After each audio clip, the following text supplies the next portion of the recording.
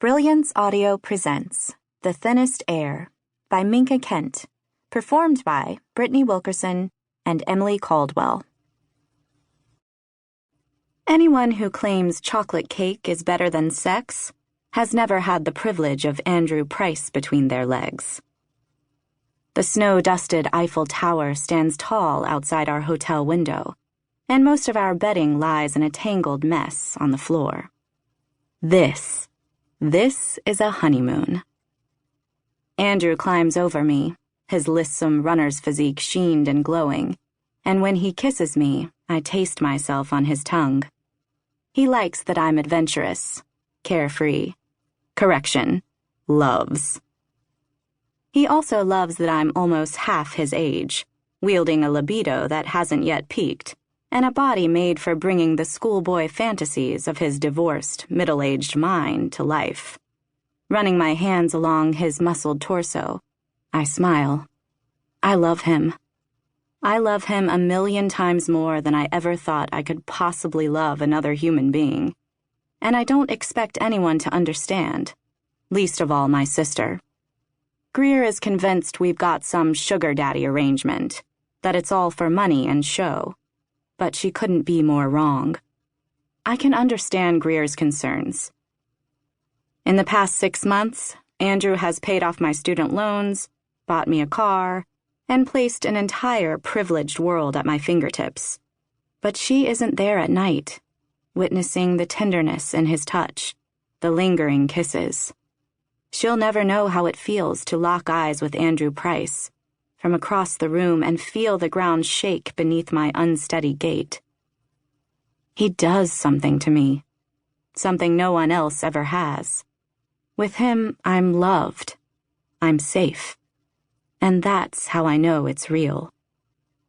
The fancy cars, lavish dinners, and closet full of couture are nothing more than niceties.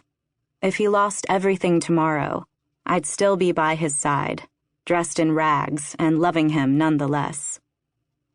More champagne?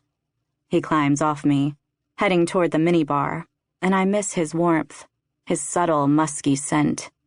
He's my addiction, one I fully embrace with eyes wide shut, because when you love someone, you trust the process.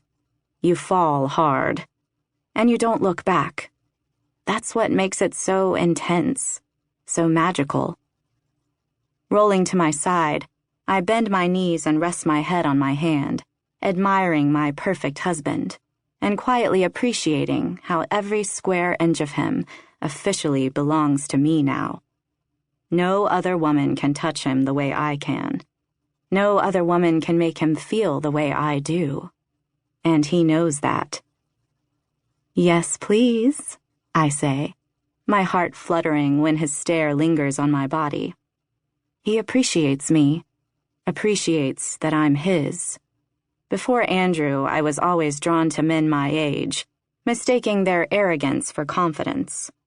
Andrew isn't arrogant. He's successful, self-assured, but he isn't entitled. He simply knows what he wants and isn't afraid to go after it. I'm so glad he wanted me. He fills 2 glasses to the top and returns to bed, bubbling flutes in his hands. You're going to love me forever, right? My lips curl into a teasing grin to disguise the seriousness of my question. I take a sip, letting the airy froth sit on my tongue for a moment. I want to remember this. I want to feel everything, imprinting this into my memory for always. No matter what? Andrew takes a sip, his amaretto eyes locked on mine. What kind of question is that? He presses his lips into my forehead, exhaling before cupping my cheek in his hand. You're my wife, Meredith. It's you and me, forever. You're stuck with me,